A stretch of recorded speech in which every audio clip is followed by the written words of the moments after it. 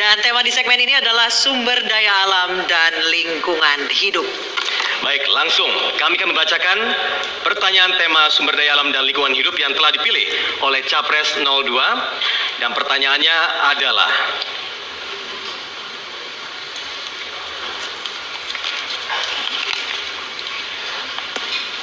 pencemaran lingkungan yang bersumber dari limbah industri dan rumah tangga sampai pada titik kritis yang membahayakan kesehatan manusia dan mengancam hilangnya hak atas lingkungan yang baik dan sehat. Ini diamanatkan dalam pasal 28H ayat 1 Undang-Undang Dasar 1945. Pertanyaannya adalah, apa langkah strategis Bapak untuk mengatasi akar masalah pencemaran lingkungan dan menjamin terpenuhinya hak masyarakat atas lingkungan yang baik dan sehat? Waktu Bapak sama seperti tadi, 2 menit dimulai ketika Bapak berbicara. Memang benar, lingkungan hidup adalah sangat kritis karena menyangkut masa depan anak-anak dan cucu-cucu kita. Apabila saya diberi mandat untuk memimpin pemerintah Republik Indonesia, saya akan tentunya menegakkan hukum. Law enforcement, penegakan hukum harus dilaksanakan dengan tegas terhadap perusahaan-perusahaan yang tidak melaksanakan ketentuan-ketentuan.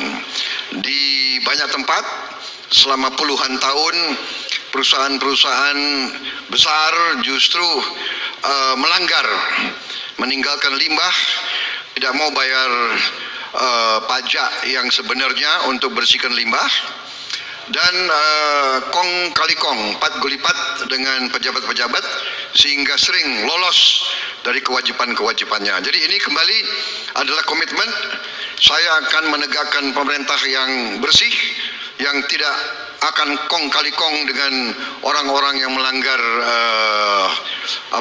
yang melaksanakan pencemaran lingkungan. Kemudian sebagai contoh saya akan pisahkan Menteri Kehutanan kok dijadikan satu sama lingkungan hidup. Ya, yang satu KLH harus mengawasi Menteri Departemen Kehutanan. Kok jadi satu? Jadi ini segera akan kita pisahkan sehingga KLH akan benar-benar menegakkan masalah lingkungan hidup, tidak jadi satu. Ya, ini sering menjadi masalah. Kemudian juga izin-izin akan kita perketat.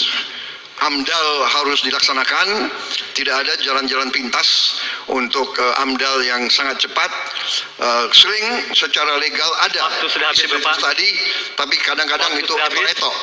AMDAL yang eto-eto. Waktu sudah habis, Bapak. Terima kasih. Ya, terima kasih. Selanjutnya, mohon tenang, mohon tenang, mohon tenang. Ya. Dan baik, kita langsung ke Capres 01. Kami persilakan menanggapi, durasinya 1 menit, dimulai ketika berbicara. Silakan. Kenapa dalam 3 tahun ini kita bisa mengatasi kebakaran hutan, kebakaran lahan gambut? Salah satunya adalah penegakan hukum yang tegas terhadap siapapun. Sudah ada 11, ini supaya dicatat, 11 perusahaan yang diberikan sanksi denda sebesar 18,3 triliun. Kenapa sekarang ini semua takut urusan dengan yang namanya kebakaran hutan ilegal logging? Karena kita tegas, penegakan hukum kita tegas terhadap pelanggar-pelanggar perusak lingkungan. Yang kedua, juga kita telah memulai untuk membersihkan kembali sungai-sungai yang sudah tercemar oleh polusi. Salah satunya yang telah kita kerjakan adalah Sungai Citarum. Citarum harum. Kami sangat berterima kasih sekali atas dukungan seluruh masyarakat Jawa Barat terhadap program ini, dan kita harapkan ini nanti akan menjadi contoh sudah habis, sebuah perbaikan lingkungan yang baik. Terima kasih. Harap tenang. Langsung waktunya Capres, harap tenang. Capres 02 menanggapi kembali, waktunya 1 menit. Silakan. Baik, saya tentunya selalu menghargai kalau ada tindakan-tindakan yang benar-benar melaksanakan fungsi pemerintahan. Jadi saya dalam hal ini ya saya mengakui kalau demikian prestasi Bapak, ya kita hormati dan kita akui dan kita dukung. Karena masalah lingkungan hidup ini adalah masalah kita bersama. Tetapi saya juga mengikuti banyak sekali perusahaan-perusahaan yang sangat besar yang meninggalkan pencemaran lingkungan yang sangat besar dan yang nilainya adalah jauh di atas yang Bapak sebut tadi. Ya, saya kira pada saatnya nanti mungkin perlu ada investigasi lanjutan. Tapi saya kira sudah menjadi pengetahuan umum di kalangan pakar, di kalangan pengamat bahwa pelanggaran lingkungan hidup banyak sekali dilakukan dan masih merupakan PR bagi kita semua. Terima kasih. Baik, selanjutnya kami akan bacakan pertanyaan untuk Capres nomor urut 01 masih terkait tema sumber daya alam dan lingkungan hidup. Waktunya masih sama, 2 menit untuk menjawab dan 1 menit untuk masing-masing menanggapi. Baik, pertanyaannya, dalam visi dan misinya, para capres menjanjikan akan menjalankan reforma agraria. Jika mengacu pada Undang-Undang Dasar 1945, Undang-Undang Pokok Agraria tahun 1960, dan TAP MPR nomor 9 tahun 2001 tentang pembaruan agraria dan pengelolaan sumber daya alam, bahwa reforma agraria bertujuan untuk menyelesaikan ketimpangan agraria, konflik, dan kemiskinan di pedesaan. Pertanyaannya, bagaimana komitmen dan strategi Bapak menjalankan reforma agraria yang sesuai dengan tujuan-tujuan tersebut? Waktunya 2 menit dimulai ketika Bapak berbicara. Silakan.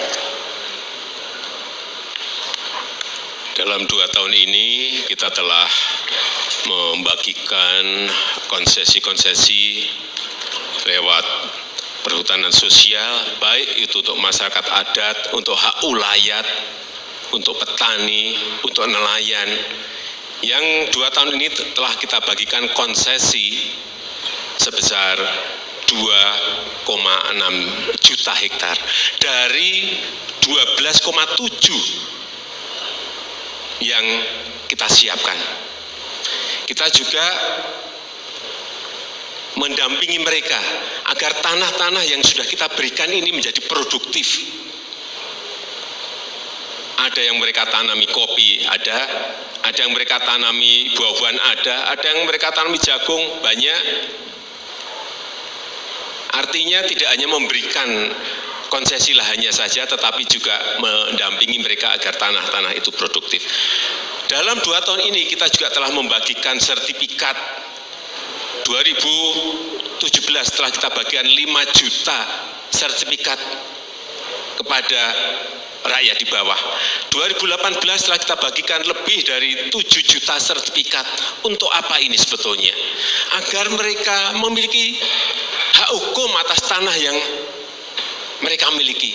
Hak hukumnya jelas, yaitu lewat sertifikat tadi.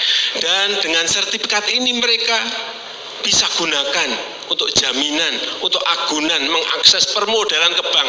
Sisi ekonomi, sisi hak hukumnya ada, sisi akses ke sektor keuangan juga mereka memiliki. Inilah pentingnya redistribusi aset reforma agraria yang ini akan terus kita kerjakan. Target kita seperti tadi yang sudah saya sampaikan, 12,7 ini harus terdistribusi pada masyarakat. Waktunya sudah habis, bukan Bapak. Untuk yang gede-gede. Baik, bukan untuk yang gede-gede. Sudah habis, Bapak. Terima kasih. Selanjutnya Capres 02, kami persilakan untuk menanggapi. Bapak, waktu Bapak 1 menit dimulai ketika berbicara. Silakan. Kami punya pandangan strategis yang berbeda.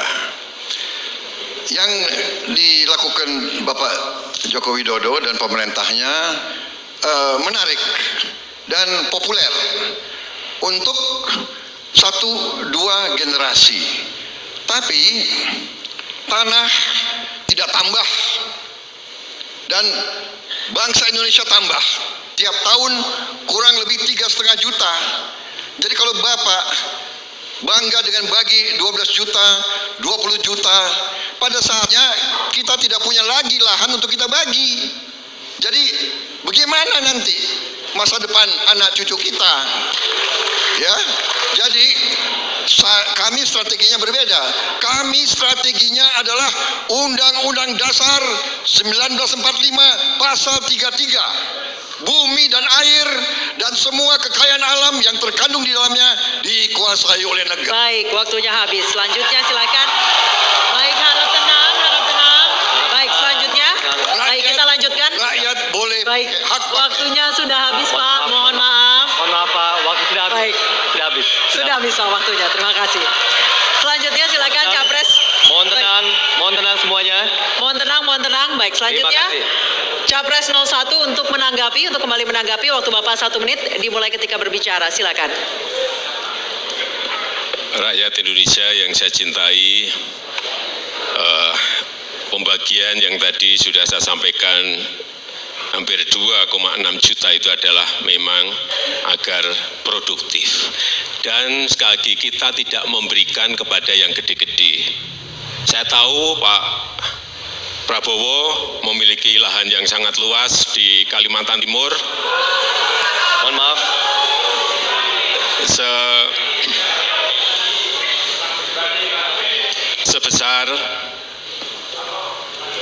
sebesar 220.000 hektar. Juga di Aceh Tengah 120.000 hektar. Saya hanya ingin menyampaikan bahwa pembagian seperti ini tidak dilakukan masa pemerintahan saya. Baik, masih ada waktunya, Pak. Baik, waktunya habis. Kita berikan tepuk tangan bagi para jawab. Apresiasi dulu, ayo. Harap tenang.